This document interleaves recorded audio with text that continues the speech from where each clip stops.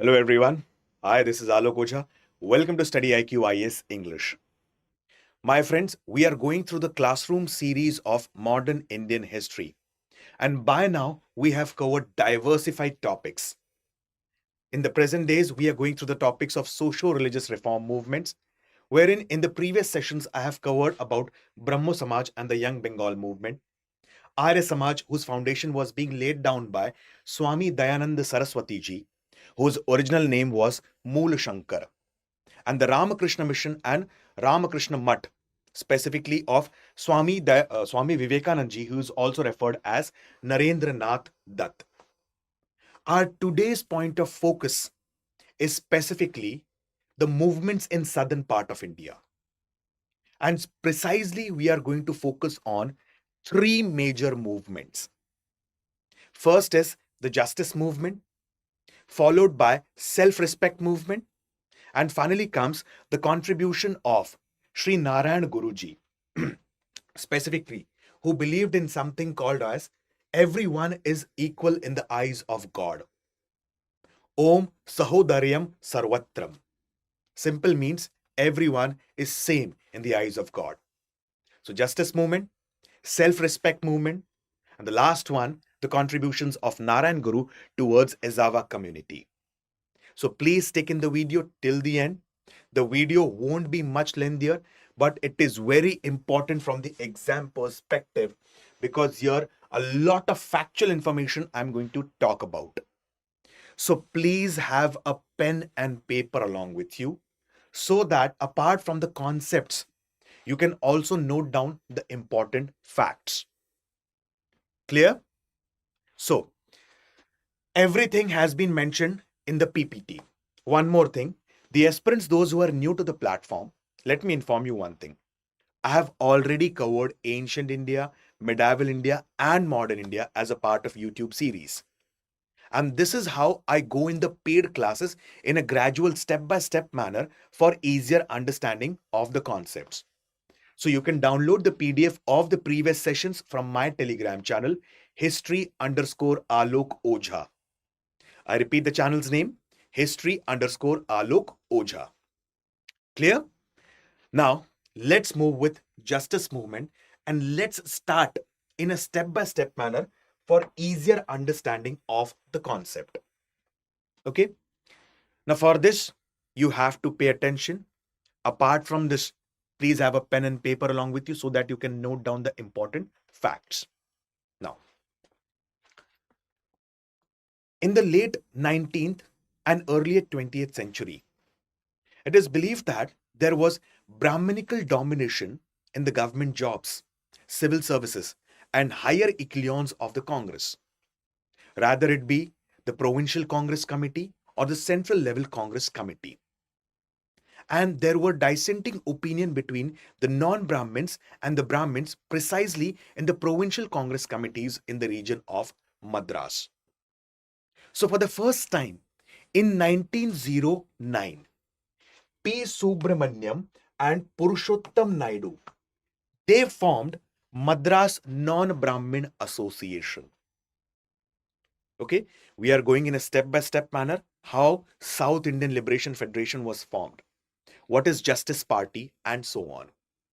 So there was Brahminical domination in the government jobs, in the civil services, in the higher echelons of the Congress, rather it be the Central Congress Committee or the Provincial Congress Committee. So in 1909, Purushottam Naidu ji and P. Subramaniam, they formed Madras Non-Brahman Association and recruited approximately around 1,000 non-Brahmin candidates, and their major purpose was to sensitize the other non-Brahmins on the Brahminical domination. But the output of Madras Non-Brahman Association was meager. Simple words, there was no major output of it. In 1912 now, what happened? Veeraswamy Naidu, Narayana Swami Naidu, and C.N. Mudaliar, they formed a political party which is called as Madras United League, and later on it was renamed as Madras Dravidian Association. Okay? So Madras United League or Madras Dravidian Association had its secretary in the form of CN Mudaliar. Okay, now a political party was formed. Initially, Madras Non-Brahmin Association was formed, but it did not come up with any significant output. Their achievement was meager. Then comes Madras United League, which was later renamed as Madras Dravidian Association. Now, elections took place in 1916, and the elections took place specifically in the Central Legislative Council as well as the Madras Legislative Council. And what happened? Both in the Central Legislative Councils and Madras Legislative Council, the non-Brahmin candidate lost to the Brahmin candidate. Now let's have a highlight of this. Like in 1916, Imperial Legislative Council elections, that is Central Legislative Council elections. Okay, T.M. Nair, he lost to Srinivas Shastri. And in 1916, K.V. Reddy Naidu and Tyagaraya Chakti were also defeated to the Brahmin candidates. Now, at this particular point of time, they got infuriated. They got very annoyed. And in 1916, there were frustrated members of the non-Brahmin section. They formed another party, which is called as South Indian Liberation Federation, which released a manifesto, which is also referred as non-Brahmin, manifesto.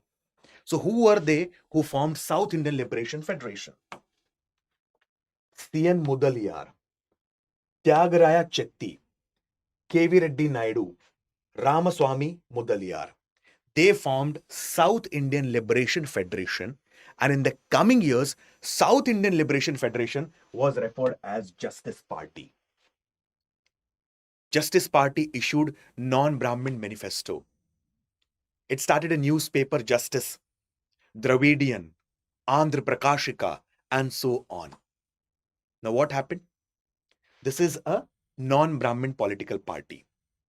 Now on the other hand, there was Congress. And there were many non-Brahmin members in the Congress as well. So to counter the Justice Party, the non-Brahmin members in the Congress, they formed another association, which is referred as Madras Presidency Association, to compete with them. Okay. Hope you are understanding things in a step-by-step manner. I am going in a gradual step-by-step manner for easier understanding of the concept. Initially in 1909, Purushottam Naidu, okay, he formed a political party which is called as Madras Non-Brahman Association. Achievement was meager. Okay, later on, which political party was formed? Later on, another political party was formed as Madras United League, which was renamed as Madras Dravidian Association. In fact, it is said that C.N. Mudaliar was secretary to Madras Dravidian Association. Madras Dravidian Association started hostel for the non-Brahmin students. There was annual get-together at home, specifically so that everyone can gather and discuss the issues for non-Brahmins. Apart from this, the books were also published.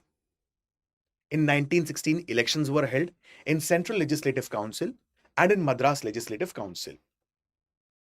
And in both the places, it is believed that the non-Brahmin candidates lost to the Brahmin candidates. And in 1916, there was formation of a political party which is referred as South Indian Liberation Federation. And South Indian Liberation Federation was later referred as Justice Party. And this movement is referred as Justice Movement. What kind of justice do they want now? There shouldn't be any kind of domination of Brahmins in the government jobs, civil services.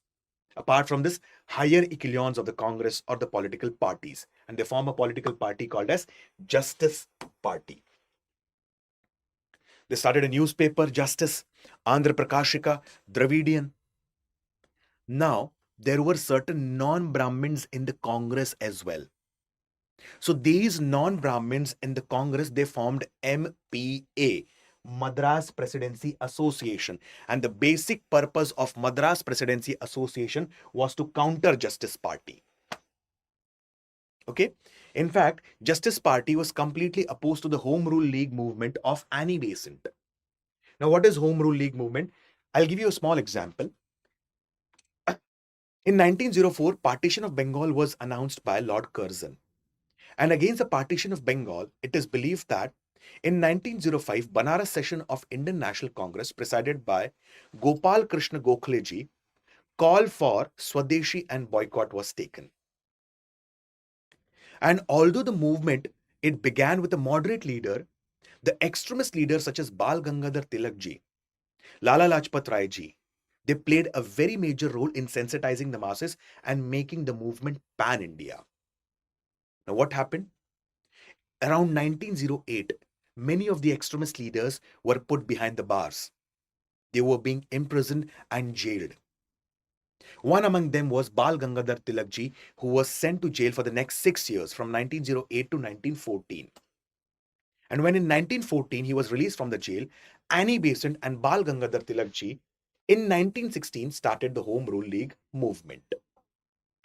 Okay, so Tilak ji started his league in April 1916 and Annie Besant started her league in September 1916.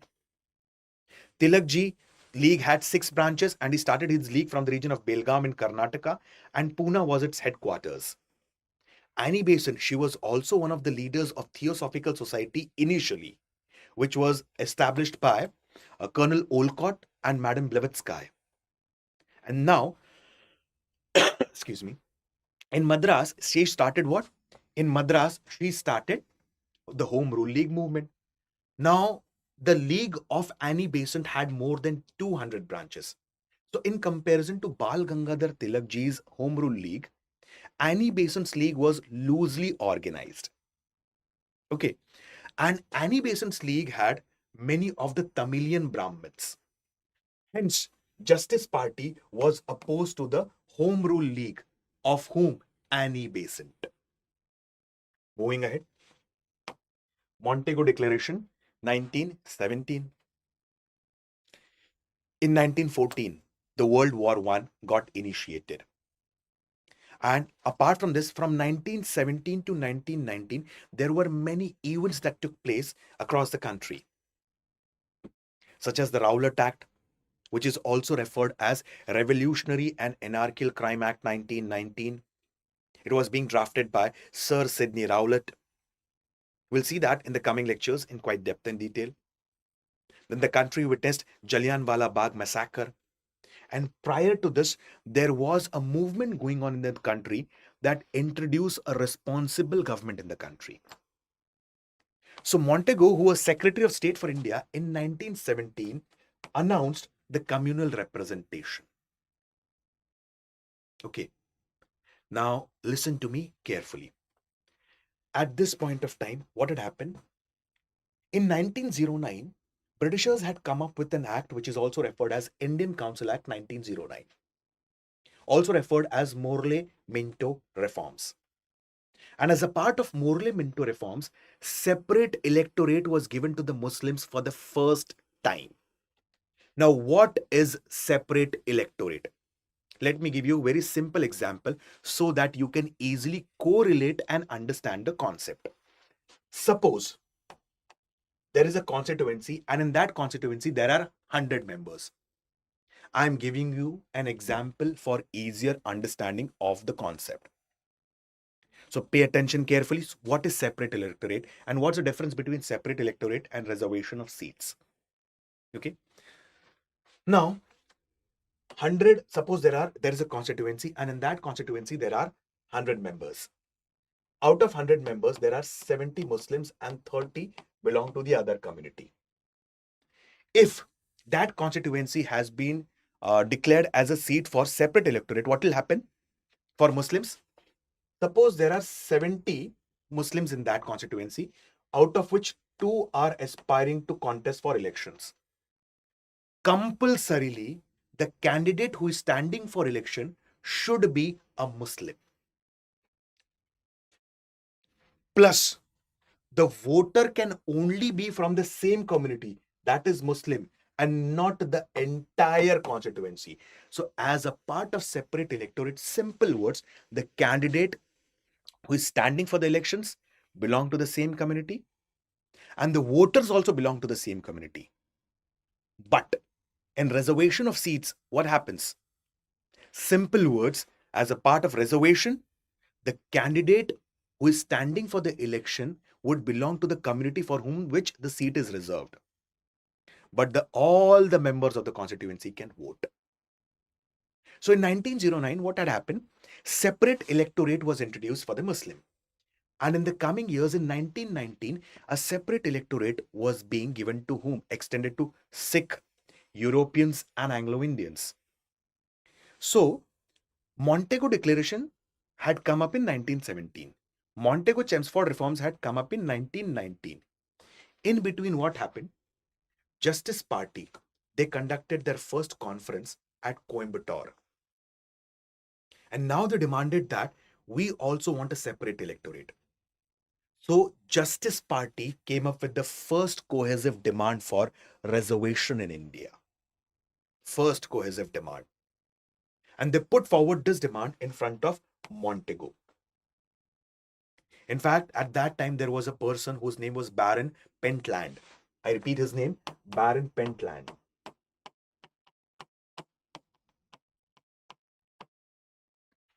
He supported the cause of Justice Party, but Montego denied. In the coming years, what happened? There was something called as Meston Award. Now, who was Meston? Meston was responsible for allocating seats for non-Brahmins in the Madras Legislative Assembly. Now, how to allocate seats for them? So, as per Meston Award, it is said that a compromise was reached. A compromise between whom? The Congress, Madras Presidency Association, and Justice Party. As per this, it is said that 28 seats out of 63 seats were reserved for non-Brahmins in where? Madras Presidency. Okay. And in that elections, it is believed that the Justice Party fared very well. Now, in fact, the leaders of Justice Party were also opposed to the non-cooperation movement initiated by M.K. Gandhi. And the reason being, non-cooperation movement also had similar certain principles like Swadeshi movement. And what was that? Boycott. Boycott of government schools and colleges. Boycott of law courts. Boycott of elections that were going to be held on the lines of Government of India Act 1919. But Justice Party participated in the elections. So they were opposed to the principles of non-cooperation movement. In fact, M.K. Gandhi, as a part of non-cooperation movement, visited Madras. And he highlighted the contributions of the Brahmins in Congress. Again, the leaders of Justice Party, they got infuriated. Hence, they were opposed to the non-cooperation movement. Okay, so they fared very well in 1920-21 elections. But in 1937 elections, okay, they could not fare well. Why? What happened? I'll give you one simple example. In 1937 elections, the elections were held on the lines of Government of India Act 1935. And elections were held in 11 provinces. In 11 provinces, it is believed that totally there were 1,585 seats. Out of 1,585 seats, 482 seats were reserved for Muslims. Okay, you cannot believe that Congress formed absolute majority in 5 provinces. In fact, in 3 provinces, Congress, they formed the coalition government. So in fact, Congress in 1937 elections formed the government in 8 provinces out of 11 provinces. And they got absolute majority in 5 provinces. Okay. And 1 province was Madras province. So that was a very humiliating defeat for Justice Party in 1937 elections. Finally, the Justice Party got merged with the self-respect movement of E.V. Ramaswamy Naikar. Okay. So this was in short about the justice movement. Hope you understood everything. I have tried to explain the things in a step-by-step manner for gradual understanding of the concept. Okay. So specifically, this is all about the Justice Movement, South Indian Liberation Federation, Justice Party, Justice Newspaper, Andhra Prakashika Newspaper, Dravidian Newspaper, Madras Presidency Association. Hope you understood all these concepts. Clear? Now let's move ahead with the self-respect movement. Again, everything has been given in quite depth and detail. Okay, now specifically, I'll talk about the important aspects of E.V. Ramaswamy Naikar. Who was E.V. Ramaswamy Naikar? What motivated E.V. Ramaswamy Naikar ji to start the self-respect movement? Okay. Now, E.V. Ramaswamy Naikar ji was born in a very wealthy and influential family in Tamil Nadu. And right from his childhood, he was opposed to the Brahminical domination, the priesthood, the idol worship, and so on. Marriage with the Brahmin priest, the customs and the rituals. But although, as he grew up, he became an active participant in the movements of Indian National Congress. Okay, so he joined Indian National Congress in 1919. And he was an active participant in Vaikom Satyagraha and the non-cooperation movement. Like I'll give you a very small example. Why did M.K. Gandhi initiate non-cooperation movement? As I've told you, Britishers had come up with Revolutionary and Anarchical Crime Act. As per this act, any person could be arrested on the basis of suspicion, and that person would be kept in the jail for the next 2 years without producing him in front of a district magistrate. This violated the habeas corpus. Correct? So, specifically, that like it violated the habeas corpus. So, against this, M.K. Gandhi announced a nationwide hartal on 6th April 1919. And when the nationwide hartal was announced, what happened? The hartal, it was going on throughout the country. Two major leaders were arrested in Punjab, Dr. Satyapal ji and Dr. Saifuddin Kichlu ji. So on 13th April 1919, people, they gathered in Jallianwala Bagh, approximately 10 to 15,000 people. And martial law was imposed in the region of Punjab. So Lieutenant Governor of Punjab, Michael O'Dyer, asked Brigadier General Reginald Dyer to open fire on the unarmed innocent crowd. Historians do write that 10 to 15,000 people were caught under the hails of bullets for the next 10 to 15 minutes. The firing only stopped when the ammunition got over. And this event is referred as Jallianwala Bagh massacre. After this, M.K. Gandhi said, Britishers have completely lost the moral authority to govern this nation. In fact, Rabindranath Tagore ji, he renounced his knighthood. M.K. Gandhi gave back his Kaisari-Hind gold medal. And now he initiated the non-cooperation movement. And when he initiated the non-cooperation movement, he asked his followers to initiate the non-cooperation movement in different parts of the country based on twin principles, Satya and Ahimsa. So at that time, he was an active participant in the non-cooperation movement initiated by M.K. Gandhi, also participant in the Vaikom Satyagraha. But E.V. Ramaswamy Naikar observed one thing. And what was that? Still, there was Brahminical domination in the Indian National Congress. And Indian National Congress was doing nothing, in fact, to increase the political representation of non-Brahmins. Finally, in 1925, he left the Congress and started the self-respect movement. Now, first of all, as a part of the self-respect movement, he challenged the caste system. He started self-respect marriages. Like he believed that marriage, it's a personal thing. And there's no need of what we say, including any priest in that. So, as a part of self-respect marriages, he urged the parents of both bride and groom that go for marriages without any customs, without any traditions and rituals. Go for marriages without Brahmin priest. Forcibly enter into the temple. Apart from this, he openly burnt Manusmriti. So all these steps were taken by E.V. Ramaswamy Naikar as a part of what? Self-respect movement. And in fact, self-respect movement laid the foundation for the political party in Tamil Nadu in the coming years. DMK, Dravid Munnetra Kazhagam. Okay. Now, E.V. Ramaswamy Naikar is also called as Socrates of India, Socrates of South Asia. Okay. And he is also called as Periyar. Periyar basically means a respected one, the elder one or elder brother. And who gave the title of Periyar to E.V. Ramaswamy Naikar? The title was given by Annai Minambal Shivaraj. Now, Annai Minambal Shivaraj, her family, like it is said that she was born in Rangoon, Myanmar. Her family had migrated from Tamil Nadu to Myanmar. And in 1928, she got the opportunity to enter into the mainstream Indian politics by welcoming the Simon Commission. Okay. Now, why she welcomed the Simon Commission?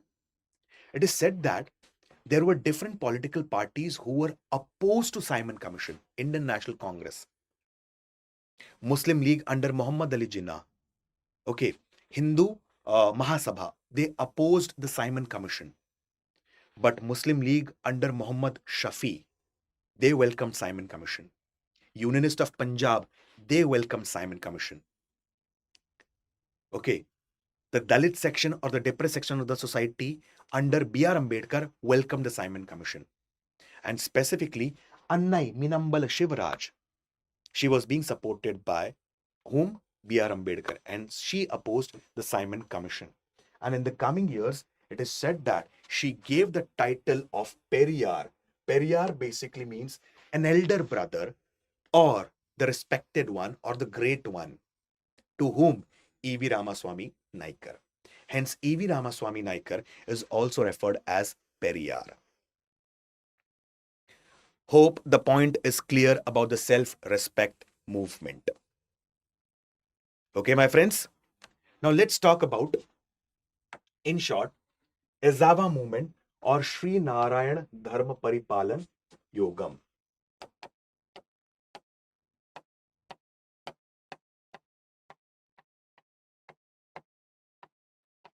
Om Staho Daryam Sarvatra.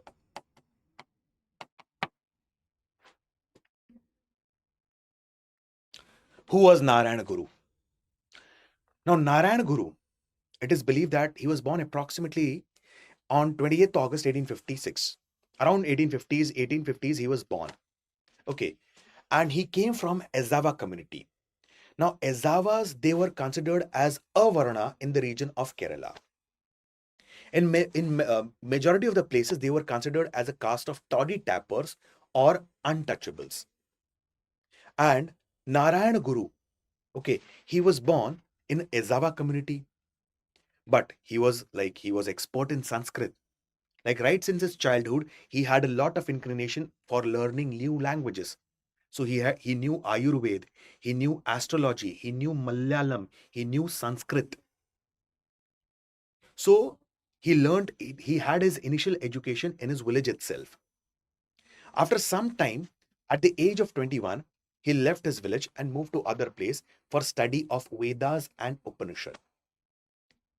When he was studying in the Gurukul, the Vedas and Upanishad, he came to know that his father's condition has worsened. So he had to come back to his village. And when he came back to the village, it is said that he was being married, and he was being married to Kaliamman. And when he was married, it is said that after some time, his wife also passed away. So after the death of Narayana Guru's father and wife, it is believed that he lived the life of a parivrajak. Now, what is parivrajak? Parivrajak basically means a wanderer. And he started meditating. And it is believed that in 1904, he realized one thing. And what was that? It is necessary to settle at a particular place. So specifically, it is believed that he settled at a particular place. And specifically, it is believed that after settling at that particular place, he started the schools for orphans and the poor children. Okay. Apart from this, on the banks of river Neyyar, he had established he has constructed the Shiva temple. And this movement is also called as Aravipuram, because the place where the Shiva temple was constructed is called as Aravipuram. The temple was constructed, the canopy of the temple was constructed using coconut leaves and mango leaves. So here he settled at a particular place and started worshipping goddess Amba. He started schools for children, poor children. And he believed in one important concept, and that was education is the key to overall upliftment. Because once a person is educationally uplifted, automatically he becomes economically uplifted. Once he is economically uplifted, he becomes socially uplifted. And once he's socially uplifted, he becomes politically uplifted. So, very simple words, education is the key for overall upliftment and empowerment. So, he focused on education of the orphans and the poor, and precisely from the Ezhava community. Okay, it is believed that he started public schools and he demanded that specifically proper access to the public schools should be given to the students from the Ezhava community who were considered as avarna or untouchables. Representation should be given to them in government jobs. Apart from this, there should be political representation given to the Ezhavas. Okay. And in 1913, approximately, he started Aluva Ashram. I repeat, in 1913, he started Aluva Ashram, which is also referred as Advait Ashram. Okay. Now here itself, he believed in something called as Om Sahodaryam Sarvatra. Simple means, in simple words, everyone is same in the eyes of God. Okay. And in the coming years, he started Sri Narayana Dharma Paripalan Yoga. He had also learned Hatha Yoga from one of the gurus previously. And it is believed that there was a person whose name was Dr. Papals or Kumaran Asan. He was the first medical graduate from Ezhava community. So what was the motto of Sri Narayana Dharma Paripalan Yogam? One religion, one God, and one caste. Okay. So this is majorly about whom? This is majorly about Sri Narayana Guruji. So remember about one thing. Remember about Aravipuram movement, where the Shiva temple was established on the banks of river Neyyar. Apart from this Aluva ashram, it is also called as Advait ashram. Okay, this is one of the important aspect. One religion, one God, one caste. It is associated with whom? Narayana Guruji. He started Sri Narayana Dharma Paripalan Yogam. One more important aspect that you need to remember about self-respect movement. Okay, this question probably has been asked. He started a journal called as Kudiyarasa. Who? E.V. Ramaswamy Naikar. To propagate what?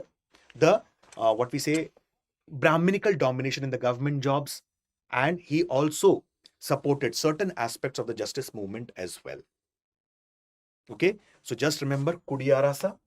Then he is also called as Periyar, who gave the title of Periyar. We had studied right now.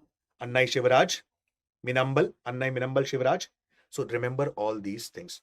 So my friends, this was in short about the Justice Party, then the Ezhava movement, and the self-respect movement of E.V. Ramaswamy Naikarji. Also go through Palli movement. Okay, it is also one of the most important movements in southern part of India. Okay, so Palli movement, you can also go through that. Nayar movement, you can also go through that. So my friends, StudyIQ IS has come up with target year 2027 GS P2I Foundation batch, that is Prelims to interview. The batches are available in English, that is Hindi plus English. Separate batch in Hindi medium and a very separate batch corely in English medium. Precisely for the aspirants of Southern India and Northeastern India. Okay, all the subjects would be taught to you in complete English language. History, geography, polity, economy, science and tech, ethics, internal security, current affairs, and so on. The batches have started on 18th of November 2025, and the admission for these batches would be closing on 25th of November. Okay, so use the fees for the batches 20,999 for 2027.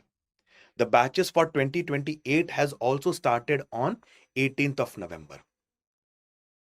And the admissions are closing on 25th of November. So use the code Alok Live that is flashing on the screen to get the benefits of these patches. I repeat the code Alok Live. Apart from this, if you have any kind of a query, you can contact on the number that is given on the screen. Apart from this, there is also a form whose link is given in the description. You can fill the form and the team will reach out to you in case if you have any kind of a query.